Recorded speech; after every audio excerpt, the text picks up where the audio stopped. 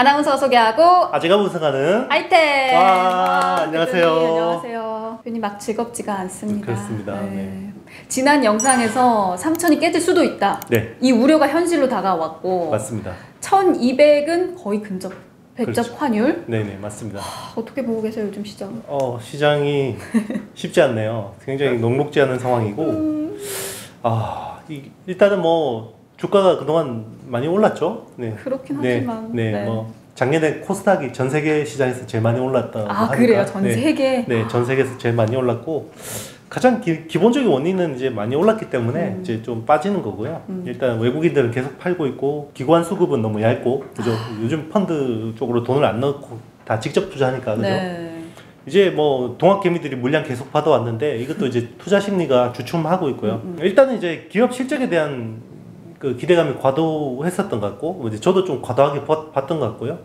거기에다가 이제 지금 뭐 테이퍼링 이제 유동성 축소 그게 좀 큰 것 같아요. 그렇죠. 네. 이제 요게 지난주 패닉 셀링으로 좀 이어진 것 같고요. 어느 정도 이제 바닥 다지기는 들어왔다고 보고 있는데 네. 중요한 게 이제 그거예요. 이제 제롬 파월이 생산자 인플레이션은 일시적이다라고 제롬 파월이 당차게 이야기했는데 네. 슬 말을 바꿨어요, 아저씨가. 이거 그러니까 이제 이거 인플레이션이 생기면 당연히 이제 금리 인상에 대한 이야기가 나오고 결국 금리 인상이 되면 유동성은 축소되는 거니까 주식시장이 제일 먼저 두들겨 맞는 거죠. 네. 이게 더 만약에 진행되면 진짜 뭐 부동산 같은 자산 시장에다가 영향을 미치면 이게 그렇게 크게 뭐 이렇게 쇼크가 날 수 있는데 네. 그럴 가능성은 적을 것 같아요. 아무래도. 안 그러겠죠? 네, 그렇죠. 뭐 왜냐면 그렇게 되면 네. 선거에서 져요. 그렇잖아요. 어떻게든 맞겠죠. 그렇죠. 경제가 안 좋아지면 네. 그것도 어느 정도 관리할 거예요. 또. 그런데 사실 이 기업들이 일을 못하고 있는 건 아니잖아요. 맞아요. 잘하고 있잖아요. 삼성전자도 네. 이제 TSMC보다 앞서서 네. 3나노 반도체 네네. 이제 내년 상반기에 네네. 나오게 되는 건가요? 어떤 상황인가요? 네, 지금 뭐 내년 상반기에 그 3나노 이제 TSMC도 3나노를 하는데요. 기술 방식이 좀 다릅니다. TSMC는 기존에 하던 대로 핀팻이라는 구조로 가고요. 네. 삼성은 처음으로 이제 게이트 올 어라운드라는 구조, GAA. 네, 요 구조로 가는 건데요. 원래 당초 내년 하반기가 양산 목표였어요. 그런데 지금 6개월 정도 당긴 거죠. 네, 그만큼 또 공헌했다라는 거는 네. 삼성이 어느 정도 이제 기술 쪽에서 브레이크 스루가 나왔다라는 자신감인 것 같고, 그리고 2025년 이제 2나노 GAA 양산 들어가겠다. 야. 네, 요 이제 한판 뒤집기에 들어간 같은 느낌이에요. 네. 정말 초격차가 네. 너무너무 초격차가 되고 있는. 그렇죠.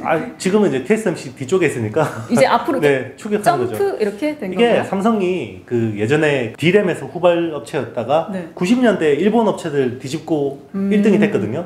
그때도 기술적인 변곡점이 있었어요. 네. 그때는 이제 트렌치 방식이 주류였어요. 이제 웨이퍼에다가 홈을 파서 거기에다가 회로를 채우는 건데 삼성은 그때 과감하게 스택 방식, 회로를 위로 쌓는 방식으로 해서 D램이 1등이 됐고 2000년대 초반에는 그때 이제 낸드 플래시 도시바가 원조죠. 네.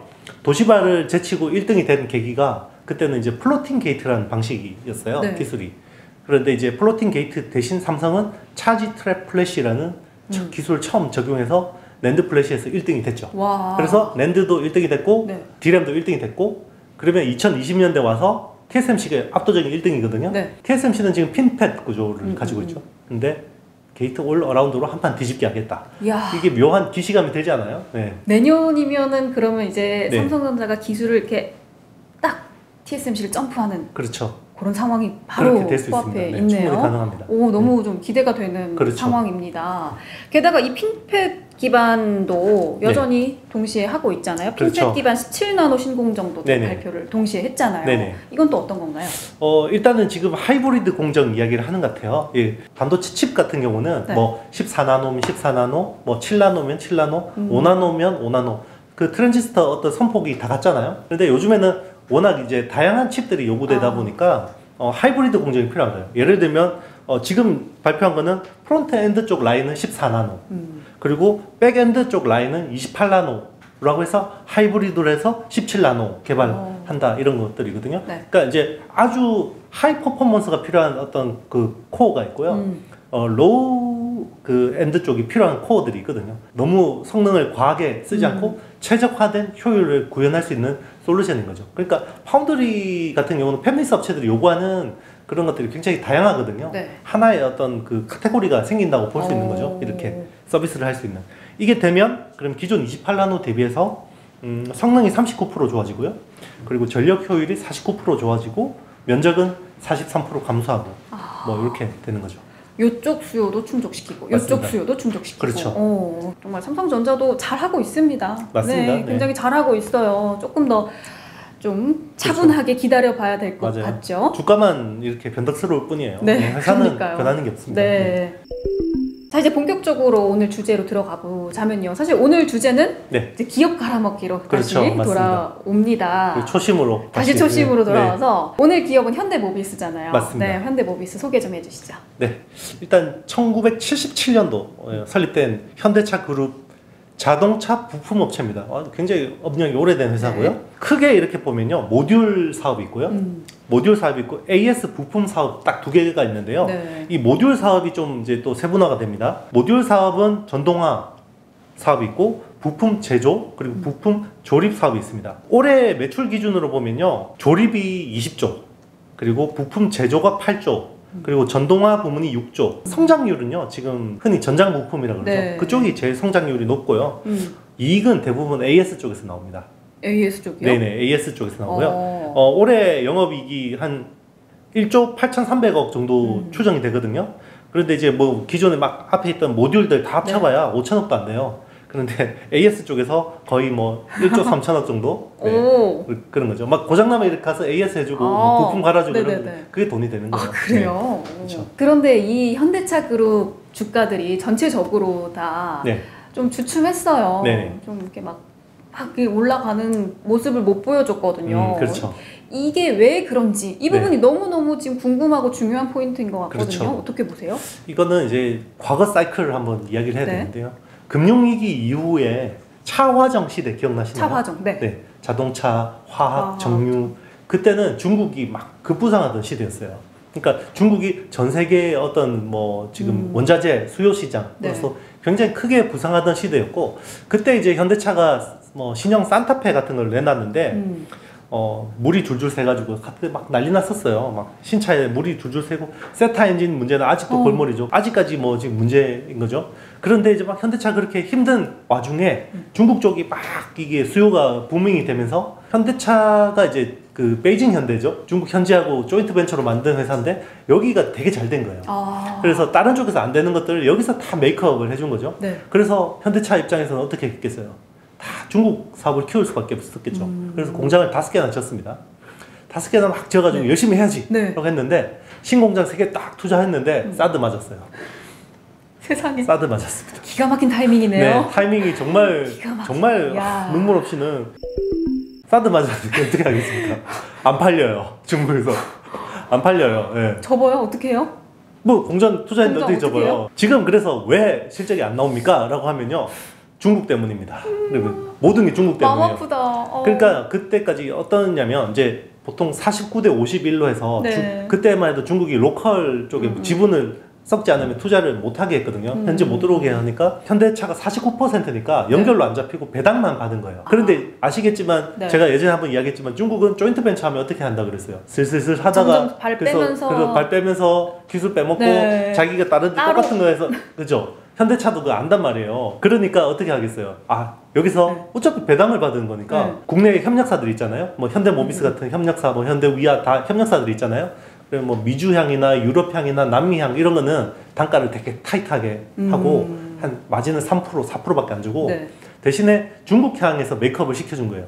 대신 막 12%씩 줬어요. 막 어차피 못 가져가니까 야 다른 데서 너 좀 단가 인하한 거를 중국 쪽에서 저기 보완해줄게 이렇게 한 거예요. 그런데 중국 쪽이 망가지니까 어떻게 되겠어요? 메꿀 게 없네. 그렇죠. 그럼 그 부품사들은 그냥 다 같이 그냥 우수수 무너져 버린 거죠. 그게 지금 5년째 질질 거리는 거고요. 그런데 이제 뭐 다른 쪽은 다 올라와도 아직까지 중국 현대 쪽은 문제예요.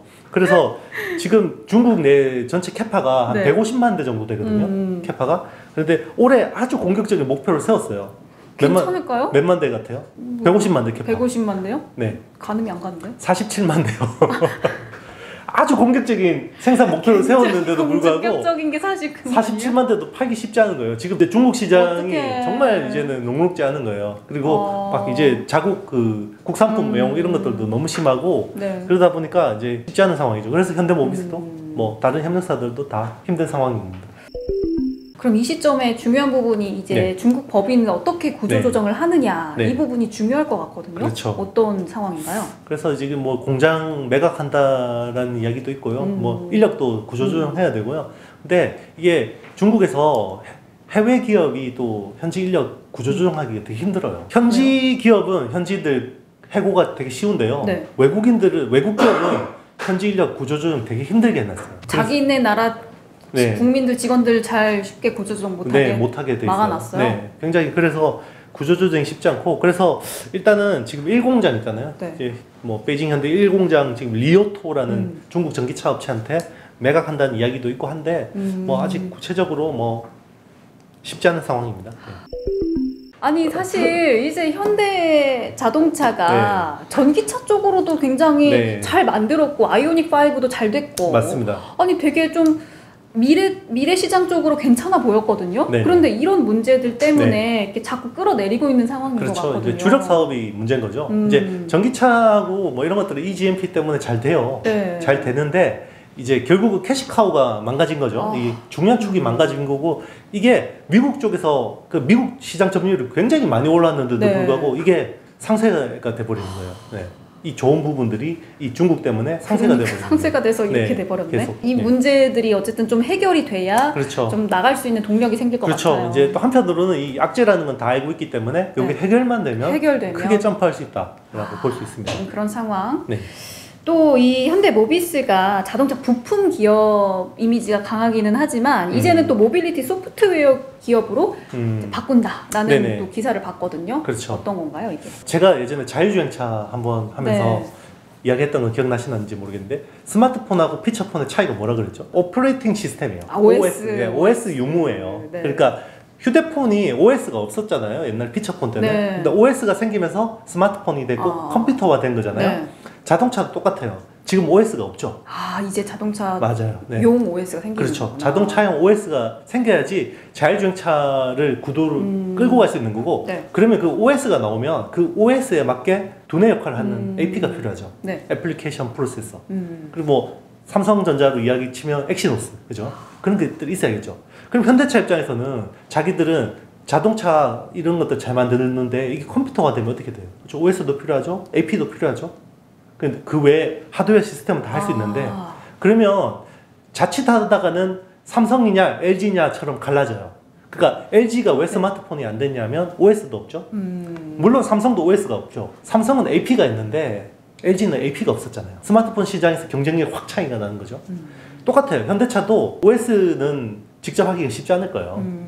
근데 최소한 AP 설계는 해야 돼요. 제일 좋은 거는 현대 그 모비스가 OS를 하고 싶겠죠, 당연히. 네. 그죠? 오퍼레이팅 시스템 하고 싶을 거예요. 네. 그런데 현실적으로 제가 말씀드리면 쉽지 않아요. 그는 진짜 우리나라의 마이크로소프트 같은 회사 하나 만들겠다는 거랑 똑같은 거예요. 마이크로소프트에 다 독점 의존하니까 우리나라에서도 막 티맥스 소프트 같은 데서 우리도 OS 하겠다라고 했지만 잘 안 됐잖아요. 그죠? 최소한 OS는 못하지만 네. 한글과 컴퓨터 같은 거는 나온단 말이에요. 그죠? 네. 그러면 최소한 그런 거는 해야 되는 거죠. 아. 그러면 현대모비스 그런 건 하겠다라는 거예요. 아. 네. 자동차 쪽에서 한글과 컴퓨터 정도는 하겠다라는 거라고 저는 보고 있어요. 현실적으로. 이 글로벌 OS는 구글이나 애플 같은 애들이 할 거예요. 글로벌 빅테크 업체들이. 최소한 아마존 뭐 이런 업체들. 한글과 컴퓨터 같은 소프트웨어도 대단한 거예요. 대단한 거예요. 엄청 네. 대단한 거예요. 그럼요. 그런 소프트웨어를 그렇죠. 어느 나라에서 그렇게 많이 만들겠어요. 그렇죠. 삼성이 스마트폰 시장에서 어떻게 1등 했습니까? AP를 가지고 있으니까 1등 했잖아요. 그죠? OS를 구글에 의존했지만 결국은 그 디바이스 시장에서 1등 할 수 있어요. AP하고 네. 하드웨어 시스템 알고리즘만 가지고 있어도 충분히 가능한데요. 그런 것들 준비하는 시간이라고 저는 보고 있습니다. 현대모비스가. 기대가 되는 부분입니다. 그럼요. 잘 이게 되면 또 엄청난 큰. 만약에 진짜 이게 제대로 되면요. 네. 현대모비스 밸류는 말도 못할 거예요. 이 진짜 이 자동차 자율주행차 쪽에서 AP와 그 하드웨어 시스템을 한다는 거는 엄청난 거예요. OS를 못 한다고 해도. 그래도 앞서서 여러 가지 악재들 이야기를 듣다가 네. 좀 이런 이야기를 들으니까 그렇죠. 마음이 좀 안정이 됩니다. 그렇죠. 그런데 또 현대 모비스가 해외 모터쇼에서 모빌리티 무브라는 글로벌 영업 전략을 내세웠다라고 하거든요. 어떤 전략인가요? 일단 현대 모비스는 이제 그 전동화 부품, 전장 부품이라 그러죠. 그러니까 지금 현대차 전기차 플랫폼이 eGMP잖아요. eGMP? 그렇죠. eGMP의 처음과 끝을 한 회사가 현대 모비스라고 보시면 됩니다. 이게 스케이트보드 타입, 이게 스케이트보드 타입 있고, 그렇죠. 위에 이렇게 버스를 얹으면 버스가 되고, 그죠. 자동차 얹으면 자동차 되고, 이런 식으로 플랫폼화 하는 건데, 거기서 제일 중요한 걸 하는 회사가 현대 모비스예요. 이제 일단 스케이트보드 플랫폼이 되려면 배터리 쫙 깔아놔야 되고, 그죠? 모터 들어가야 되고, 여기 인버터 들어가야 되고, 컨버터 들어가야 되고, 그죠? 뭐 이런 제동 장치들 여러 가지 모듈들 들어가야 되는 거죠. 이거를 그냥 현대차 쪽, 차 쪽에만 팔 거냐? 이건 아니라는 거죠. 그러니까 우리 그냥 다 오픈 플랫폼을 해서 전기차 플랫폼 없는 회사들 우리가 만들어줄게 이렇게 할 수 있는 거예요. 스케이트보드형 모듈 개척 사업을 하고 그러려면 이제 우리가 가지고 있는 솔루션이 파운드리처럼 여러 개 우리 IP 이만큼 가지고 있어 니들 원하는 대로 맞춰줄게 이게 돼야 되는데 그래서 자율주행차 솔루션 한 30개 개를 기술을 공개를 한 거죠. 오. 그게 이제 이야기하는 모빌리티 무브입니다. 모빌리티 무브. 네. 그러면은 이제 해외 시장 쪽으로도 훨씬 해외 고객사 다변화와 애플리케이션도 다변화 될 수 있는 거예요. 예를 들면 스케이트보드 같은 경우는 다 자동차 쪽이지만 뭐 어반 에어 모빌리티 같이 비행기 쪽 뭐 그런 것도 배터리 깔아서 뭐 똑같잖아요. 그죠? 모터 들어가고 대신에 프로펠러에 달리는 거죠. 그런 것도 할 수 있는 거고 여러 가지를 할 수 있는 겁니다. 또 현대모비스가 완전 자율주행 콘셉트카 엠비전 X 이거를 해외 모터쇼에서 발표를 했잖아요. 이 엠비전 X는 어떤 컨셉인 건가요? 일단 유리창이 디스플레이로 다 바뀌는 디스플레이요? 네, 다 바뀌는 쫙 이렇게 그렇죠. 디스플레이가. 우리 그 애플이 왜 전기차 쪽에 뛰어드는지 대해서 이야기했었잖아요. 메타버스 이야기하면서 결국 그러면 자동차가 로보택시가 알아서 운전할 거예요, 그죠? 심지어 핸들도 없어질 겁니다. 레벨 5 되면 그죠? 뭐 하겠어요, 그러면? 안에서 영상 봐야죠. 그렇죠. 엔터테이닝 해야 돼요. 그러면 이 화면이 다 그렇게 되면 이제 거기서 자율주행차 안에서 엔터테이닝을 할 수 있는 그 컨셉을 해주는 거예요. 천장에 터치 누르려고 일어서고 막 이렇게 하면 안 되잖아요. 그죠? 제스처나 뭐 눈빛이나 이런 걸로 UI나 UX를 구현하고 그리고 음성 이런 걸로 컨트롤할 수 있게 해놓고 이제 이런 로보택시 컨셉입니다. 네. 그러면은 이게 보급이 되는 데까지는 어느 정도 시간이 걸릴까요? 컨셉트카죠. 그러니까 컨셉트카는 아직까지 왜냐면 자율주행차 지금 레벨 3도 안 됐는데 그렇죠? 레벨 4래. 그렇죠? 빨리 보급됐으면 좋겠는데. 그렇죠. 이 현대자동차 그룹은 순환 출자 구조를 가지고 있잖아요. 그렇죠. 몇 년 전에 이거를 깨겠다라고 한번 선언을 했었던 적이 있었던 것 같은데 지금 아직까지도 계속 깨지는 못한 상황이거든요. 어떻게 보세요? 여기서 중요한 게 이제 현대 엔지니어링이라는 회사하고 현대 글로비스라는 회사가 관건입니다. 왜요? 지금 이 순환 출자 구조를 깨려면요. 정의선 회장이 현대모비스 지분을 많이 사야 돼요. 현대모비스가 삼성으로 치면 뭐 저기 삼성물산, 제일모직 같은 거거든요. 이쪽이 지주사 역할을 하는 거예요. 이제 그러면 현대모비스 지분이 많아야겠죠. 이걸 지배하려면. 근데 지금 지분이 0.32%밖에 없습니다. 너무 적어. 너무 적어요. 네. 그리고 정몽구 회장이 7.15% 가지고 있거든요. 요거 뭐 절반의 양도세 뭐 저기 상속세 내고 한다고 해도 10%가 안 돼요. 그죠? 지배력이 약하죠. 그러려면 사야겠죠. 지금 정의선 회장이 개인적으로 가지고 있는 지분이 현대 엔지니어링 2대 주주예요. 현대 엔지니어링은 비상장이거든요. 그래서 이게 상장되면 한 1조 2천억 정도의 자기 지분 가치가 생겨요. 실탄이 마련되는 거고요. 그리고 이제 현대 글로비스도 이제 정의선, 정몽구 회장 두 부자가 29.9%를 가지고 있어요. 29.9%를 가지고 있으면 기존에는 그 공정거래법 일감 몰아주기 그 제한이 30%예요. 그래서 29.9%를 맞춰놨어요. 그런데 이게 기준이 강화됐어요. 그래서 20%가 됐어요. 더 낮춰야 돼요. 그러면 10% 더 팔아야 돼요. 그런데 지금 싸게 팔고 싶겠어요? 비싸게 팔아야죠. 그렇죠. 그러면 현대글로비스 지분 밸류 높여서 팔고 현대모비스를 사고 현대엔지니어링 IPO를 해야지 이게 다 퍼즐이 맞춰지는 겁니다. 그래서 현대 이 엔지니어링이 IPO를 하잖아요. 맞습니다. 이제 어떻게 그래서 이게 10조 밸류 정도로 지금 추정을 하거든요. 10조 밸류가 되면 지금 정의선 회장이 한 12% 가지고 있기 때문에 그러면 1조 2천억 정도의 가치가 되는 거죠. 네, 요거를 팔아서 현대모비스를 사야 됩니다. 네, 그래서 요거 잘 보는 사람들은 네. 이제 그 투자 기회를 노리고 투자하고 있는데 너무 안 되니까 너무 진행이 안 되니까 이거 언제 하는 거야? 그러다가 나가 네. 떨어지면 이제 삼성처럼 이렇게 쓱 하겠죠. 그럼 현대 엔지니어링 이 IPO 할 때 조금 유심히 봐야 될까요? 네, 기대를 뭐 해보면 시장 좋을까요? 분위기가 되게 중요한데요. 네. 올 상반기 같이 뭐 시장 분위기가 좋다 그러면 충분히 뭐 공모주 청약 한번 해볼 만하고요. 그게 아니면 지금 분위기면 쉽지 않을 것 같아요. 일단 그 시점의 상황을 봐야 시점이 되게 중요해요. 되겠습니다. 자, 이렇게 현대 모비스에 대해서 깊이 있게 파봤는데 앞으로는 어떻게 보세요? 먼 미래 전망을 본다면? 네, 뭐 당장 크게 매력은 없습니다만은 네, 당장 크게 매력은 없지만 네. 네, 장기적으로 보면 뭐 친환경차, 밸류 이런 걸로 레벨업 가능하고요. 네. 올 초처럼 진짜 애플 아이카 또 이야기 나오고 막 진짜 여기 뭐 관련된 뭐 이슈들이 나오면 충분히 모멘텀이 있을 수도 있다고 보고 있고 뭐 그거는 근데 뭐 예측의 영역이 아니기 때문에 네. 계속해서 뉴스 보면서 맞습니다. 상황을 계속 네. 추적을 해봐야 될 것 그렇죠. 같습니다. 뭐 그래서 철저하게 이런 종목들은 네. 장기 투자 중심으로. 장기 투자. 네. 그럼요. 사실 네. 뭐 단타할 그런 종목 전혀 아니잖아요. 단타할 종목이 아니에요. 전혀 아니죠. 네. 절대 단타하시면 안 네, 됩니다. 무겁게 엉덩이 네, 무겁게 그렇죠. 들고 가시면 될 것 같습니다. 맞습니다. 투자에 대한 판단은 누구한테 있을까요? 본인에게 있습니다. 있음을 기억해 주시고요. 오늘 영상이 도움이 되셨다면 좋아요, 구독, 알림, 댓글까지 많이 남겨주시기 바라겠습니다. 다음 영상에서 만나요. 안녕.